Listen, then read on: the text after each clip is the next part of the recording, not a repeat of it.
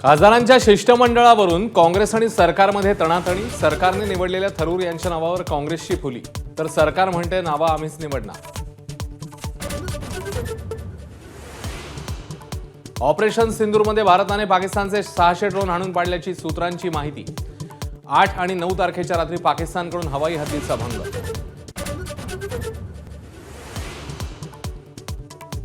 मसूद अझहर, हाफिज सईद, दाऊद इब्राहिमसह भारताचे गुन्हेगार ताब्यात द्या।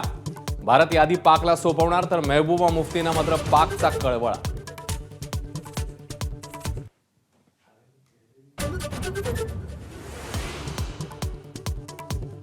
अटक होण्याआधी एकनाथ शिंदेंचा फोन आल्याचा संजय राऊतांचा दावा। शिंदेने अमित शहांशी बोलण्याचा प्रस्ताव दिल्याची माहिती। राऊतांच्या नरकातला स्वर्ग पुस्तकाचं आज प्रकाशन। अमित शहा दिल्लीत आल्यावर शिवसेना भाजपमध्ये दरी वाढू लागली, संजय राऊतांचा आरोप। अरुण जेटलींनीही शहांना समजावण्याचा प्रयत्न केल्याचा दावा।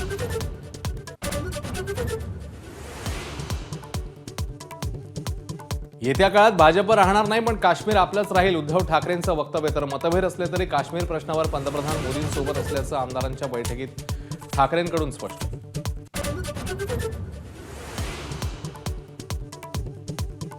शरद पवारांच्या मुख्यमंत्रीपदाच्या काळामध्ये महिलांना राजकारणात 33% आरक्षण। पुण्यात अजित पवारांकडून शरद पवारांच्या निर्णयाचं कौतुक। राष्ट्रवादीचे नेते छगन भुजबळांकडे खंडणी मागणाऱ्या आरोपीला बेड्या। आयकर विभागाचा अधिकारी असल्याची बतावणी करत मागितली 1 कोटींची खंडणी। बीडमधल्या गुंडगिरीचा आणखी एक व्हिडिओ समोर। परळीतल्या जलालपूरमध्ये तरुणाला टोळक्याकडनं बेदम मारहाण, 7 जण पोलिसांच्या ताब्यात।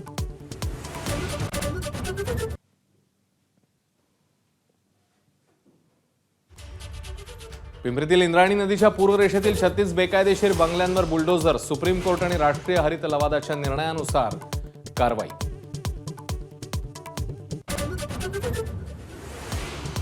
राज्यभरामध्ये अनेक ठिकाणी मान्सूनपूर्व पाऊस। नाशिकमध्ये तुफान सरी, तर बुलढाणा, परभणीसह अकोल्यातही पावसाची हजेरी।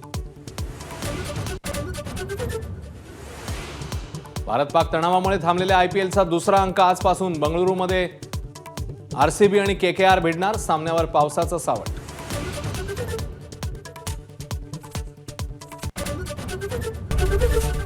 एबीपी माझा, उघडा डोळे बघा नीट।